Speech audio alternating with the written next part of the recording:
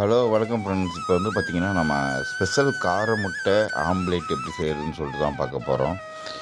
அது வந்து பார்த்திங்கன்னா செம்ம டேஸ்ட்டாக இருக்கும். சாப்பாட்டுக்கு எல்லாத்துக்குமே வந்து பார்த்திங்கன்னா அதுக்கு வந்து நான் ஒரு 2 முட்டை எடுத்திருக்கேன். 2 முட்டையோட பார்த்திங்கன்னா கொஞ்சோண்டு வெங்காயமும் பொடிசு பொடிசாக நறுக்கின வெங்காயம், ஒரு 4 பச்சை மிளகாவையும் சேர்த்துக்கிறோம்.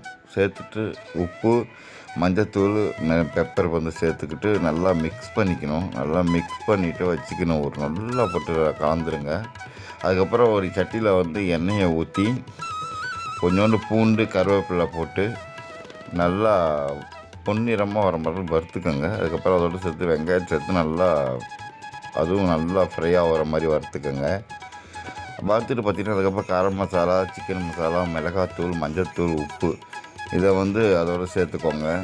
சேர்த்துட்டு அதை போட்டு நல்லா கிரேவி ஸ்டைலில் நம்ம செட்டிநாடு கிரேவி ஸ்டைலில் வர மாதிரி நல்லா ஃப்ரை பண்ணிக்கோங்க.